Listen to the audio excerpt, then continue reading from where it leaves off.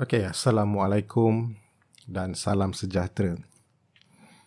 Video hari ini saya nak cerita pasal satu benda yang menjadi satu permasalahan yang sangat-sangat dalam kita lah, komuniti trader ni, satu masalah nak menentukan apa nombor yang nak guna.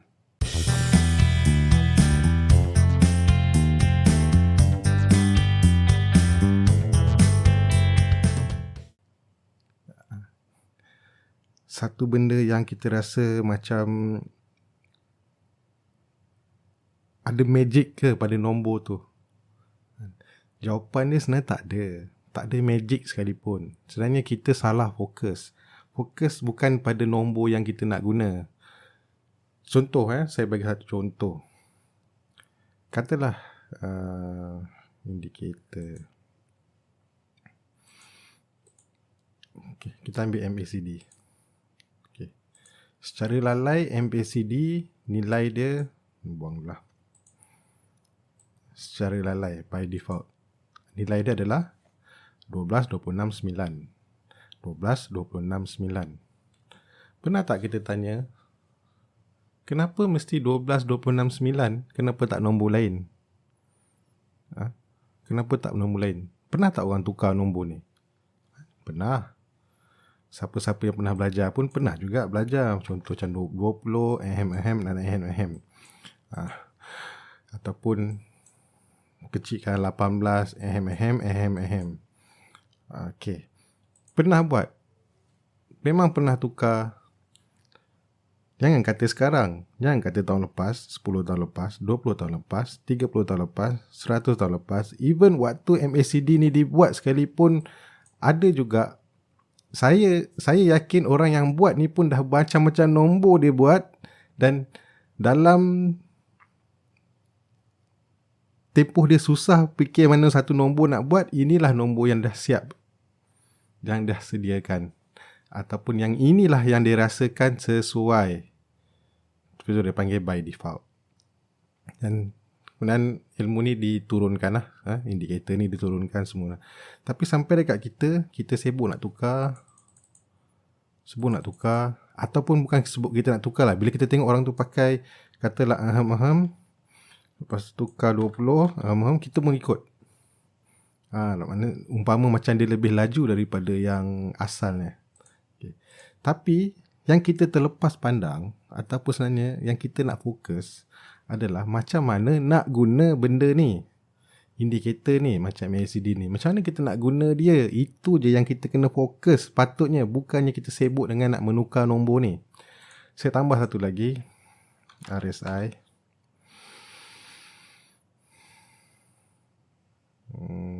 Saya punya RSI ni ada banyak. RSI apa? Relative Strength Index. Okay, RSI. Pernah tak kita tanya kenapa RSI ni 14? 14. Mungkin kalau kita buka wiki ke atau kita baca sejarahnya, ada reason kenapa dia letak 14. Mungkin sebab 2 minggu. Boleh tak kalau kita tukar 7? Boleh. Umpama macam 7 hari. Boleh tak kita tukar 3, 2, 1? Boleh. Tak ada masalah. Tapi kenapa by default dulu sampai kita mula-mula belajar sekarang ni, ataupun kita baru start, okay, RSI, kenapa dia letak 14? Kenapa dia tak pakai 7? Kenapa dia tak pakai 3? Kenapa dia tak pakai 1? Bodoh lah pakai 1. Bukan bodoh. Maksudnya adalah tujuan-tujuan masa nak pakai, bila nak pakai 1, bila nak pakai 2, bila nak pakai 3. Adalah tujuan-tujuannya. Tapi pernah tak kita tanya kenapa, takkan dah diorang ni sepanjang umur RSI ni wujud, katalah sudah 50-60 tahun lah, katalah 100 tahun lah, contoh lah 100 tahun. Pernah tak orang tukar? Kenapa masih lagi 14? Point dia, kita nak faham macam mana guna RSI ni dengan menggunakan MACD ni dan membantu kita dalam trading, ataupun kita nak sibuk dengan nombor-nombor ni. Tak kan? Kita nak macam mana indikator ni boleh bantu kita untuk buat kita punya trading plan. Kalau tak pakai langsung boleh tak? Boleh. tak ada masalah. Kita boleh pakai support resistance, breakout support. Kita boleh pakai trendline, boleh juga. Tak ada masalah. Kan? Okay. Lagi satu. Contoh kalau saya letak moving average lah. MA. Kita pakai moving average. Moving average. Kita letak 2 lah. Standard kita pakai. Katalah kita bermula dengan 10. Ini moving average, bukan MA. Bukan EMA, dia MA. 10 dan 20. Okay. Tukar color yang ini. Color hijau. Okay. Satu lagi color. Kita buat merah. Okay. So. Ni nombor biasa lah. Kita mula-mula belajar dulu. Kita akan kata okay lah. Kita pakai 10-20 lah. Okay 10-20. Dan kalau ikut pada chart ni, nampak macam dia agak okey lah. Macam okey lah 10-20 ni. Setiap kali dia bersilang apa semua. Tapi bila kita tiba-tiba belajar, 10-20 ni terlalu lambat ni. Kita tukar 5. 5. Lepas tu yang ni pun tukar jadi 10. Okey, ni laju sikit. Ni lagi bagus. Lepas tu bila kita bertukar chart lain, sampai satu masa rasa 5 ni lambat lah. Patutnya kita pakai 3 lah. 3. Yang bawah ni 10 ni kita pakai 7. Lebih cepat. Senang. Masuk keluar. Masuk keluar. Lebih cepat. Okay. So bila jadi macam tu, akhirnya yang kita dapat adalah keseronokan saja. Keseronokan menukar-nukar nombor. Tanpa asas yang paling penting, untuk apa kita guna moving average ni? Itu yang paling penting berbanding dengan menggunakan kita nak buat nombor ni lah. Ni. Percayalah cakap saya, kalau hari ni kita pakai nombor ni, tak sampai seminggu, bila tiba-tiba kita tukar nombor, chart ni okey ni, pakai nombor ni.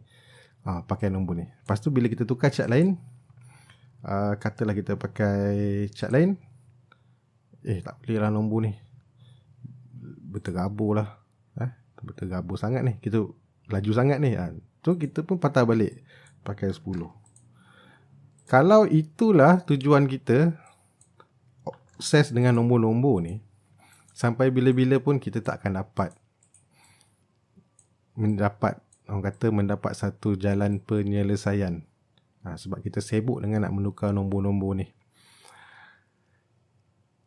So, nombor tu memang ada peranan dia dalam kita punya trading.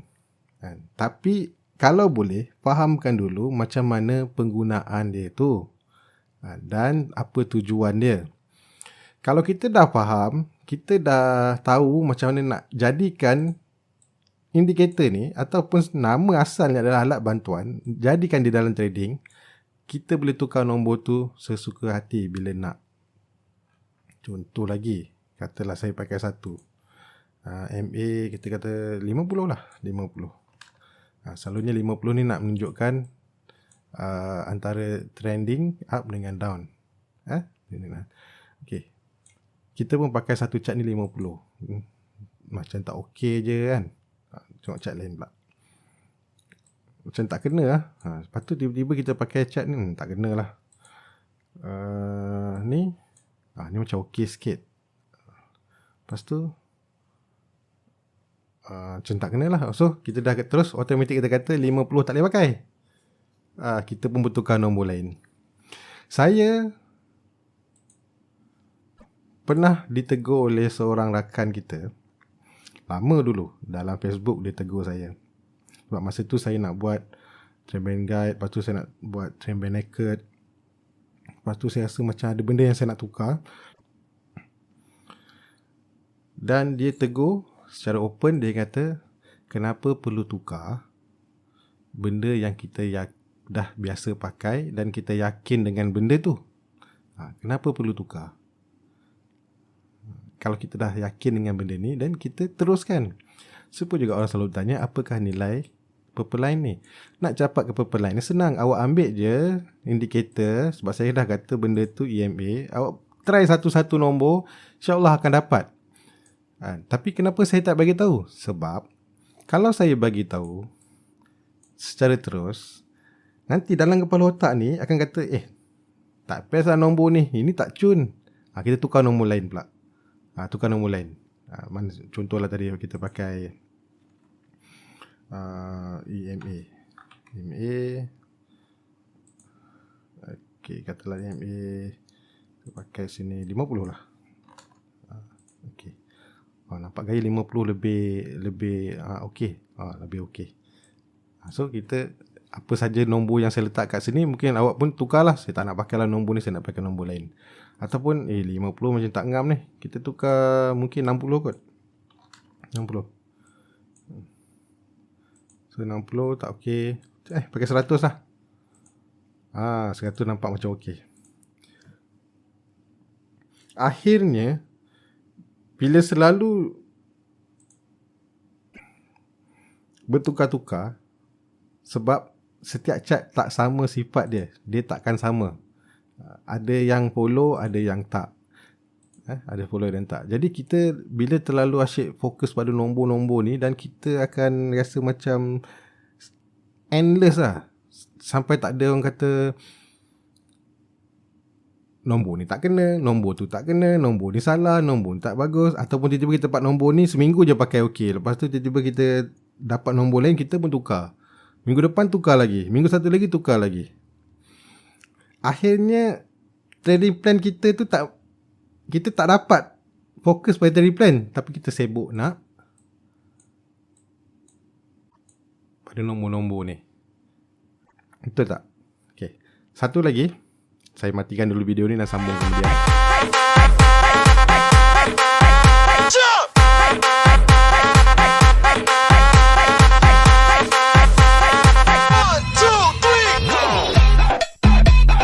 Satu lagi, bila kita cuba buat signal, dan signal kita tu berdasarkan apa saja signal-signal yang mungkin orang lain pernah buat, atau bahasa pasar dia, bahasa kasar dia, kita cuba meniru signal yang berjaya, yang dijual lah di luar. Dan saya tak nafikan dulu, zaman-zaman masa awal-awal dulu, memang saya rasa macam satu kepuasan bila dapat meniru dan membuat sebiji macam apa yang orang lain ni buat. Terutama macam ni, dulu saya cuba tiru yang IBSA, even yang ni lah, kolong-kolong jerung ni kan, ni lah semua. Lagi ni lah cerita-cerita ni semua. Memang saya akan buat dan saya cuba tengok, saya comparekan. Okay. Saya rasa benda tu tak salah nak buat. Memang tak ada kesalahan pun. Sebab kita cuba orang kata bukan nak meniru 100%, tapi kita belajar dan kita nak membantu kita trading. Okay. Kalau itu tujuan ni bagus.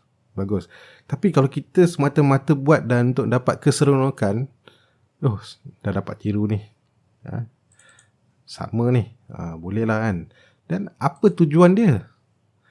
Apa benda yang kita dapat kalau kita dah kata kita buat tiru ni? Sebiji jadi, sama lebih kurang. Apa yang kita dapat? Apa yang dapat? Memang dapat keseronokan. Tapi adakah ianya membantu dalam trading? Adakah kita berjaya buat duit dalam trading? Saya cerita dalam trading, bukan buat-buat jual balik. Bukan yang itu. Sepatutnya bila kita trading ni, selain daripada kita sibuk nak buat signal-signal ni ikut orang lain, kita belajar dia punya asas dia tu. Macam mana menentukan, mungkin agak orang kata alah ni benda ulang-ulang kan. Support resistance, memilih chart yang ada volume, chart yang menaik. Benda-benda tu yang kita kena fokuskan dulu. Bukannya sibuk nak meniru sebiji macam orang ni buat, then apa? Kemudian dah dapat buat sebiji, kemudian apa? Jawab sendiri. Assalamualaikum warahmatullahi wabarakatuh.